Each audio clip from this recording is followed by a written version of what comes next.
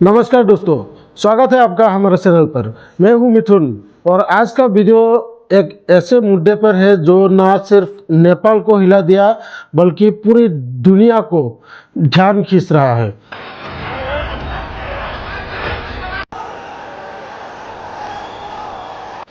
पिछले कुछ दिनों में नेपाल की सड़कों पर हिंसा, आगजनी और अशांति ने पूरे देश को झकझोर कर रख दिया है। संसद भवन जलाया गया, मंत्रियों के घरों पर हमले हुए और युवा सड़कों पर उतर आए। आखिर क्या है इस हिंसा की वजह? क्यों जल रहा है नेपाल? इस वीडियो में हम आपको तथ्यों, आंकड़ों और गहन विश्लेषण के साथ पूरी कहानी बताएंगे। तो आइए शुरू करते हैं। नेपाल, जो अपनी शांति और हिमालय की खूबसूरती के लिए जाना जाता है, आज हिंसा की आग में जल रहा है। सितंबर 2025 की शुरुआत से खासकर 8 और 9 सितंबर से काठमांडू और अन्य शहरों में बड़े पैमाने पर विरोध प्रदर्शन शुरू हुए हैं। ये प्रदर्शन जेन जी यानी 13 से 28 साल के युवाओं द्वारा लीड किए जा रहे थे। 70 से ज़्यादा लोग मारे जा चुके हैं और हज़ारों घायल हुए हैं। संसद भवन पर हमले, आगजनी और पुलिस के साथ हिंसक झड़पें इस अशांति का सेहरा बन गई है। लेकिन सवाल यह है कि आखिर इतनी बड़ी हिंसा की नौबत क्यों आई? चलिए इसकी जड़ों को समझते हैं। नेपाल में ये प्रदर्शन अचानक नहीं हुए, इसके पीछे कई सामाजिक, आर्थिक और राजनीतिक कारण हैं। आइए प्रमुख वजहों को समझते हैं। पहला वजह है भ्रष्टाचार और असमानता। नेपाल में भ्रष्टाचार और अमीर गरीब की बढ़ती खाई ने युवाओं में गुस्सा भरा दिया। जेन जी का मानना है कि मौजूदा पॉलिटिकल सिस्टम उनके भविष्य को सुरक्षित करने में नाकाम रहा है। बेरोजगारी और आर्थिक तंगी। युवाओं में बेरोजगारी की दर बहुत ज़्यादा है। अच्छी नौकरियां न मिलने से निराशा बढ़ रही है। आर्थिक असमानता ने मध्यम और निम्न वर्गों को और गरीबी में धकेल दिया है। Social media ban. सरकार ने हाल ही में 26 सोशल मीडिया प्लेटफॉर्म्स जैसे टिकटॉक और इंस्टाग्राम पर बैन लगा दिया, यह कहकर कि ये फेक न्यूज़ फैलाते हैं।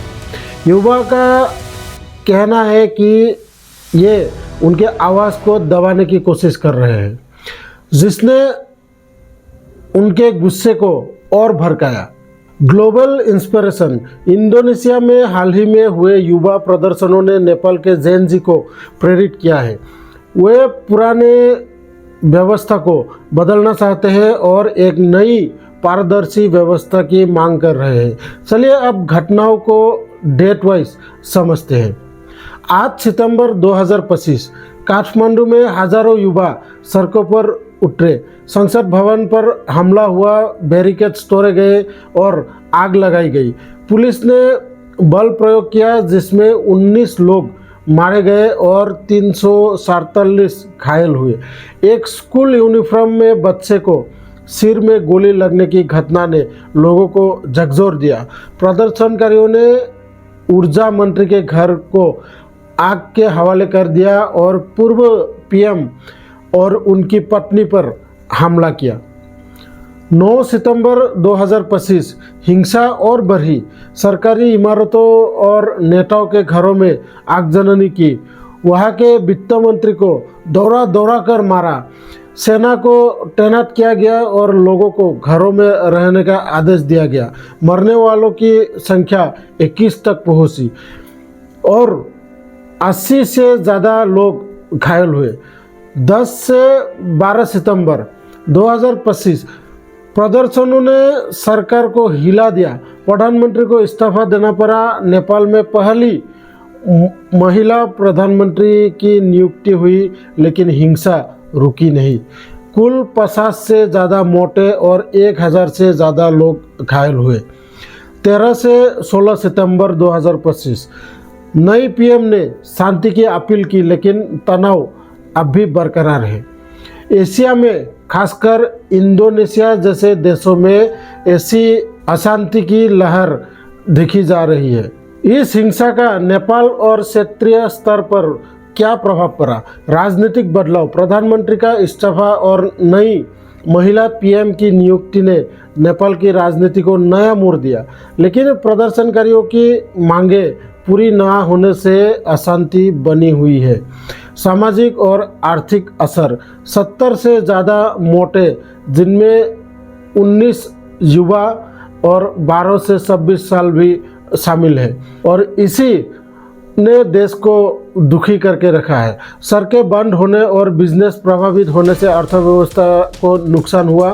सोशल मीडिया बैन ने अभिव्यक्ति की आज़ादी पर सवाल उठाए। जेन जी की यह बगावत दुनिया भर में युवा आंदोलनों की ताकत दिखा रही है।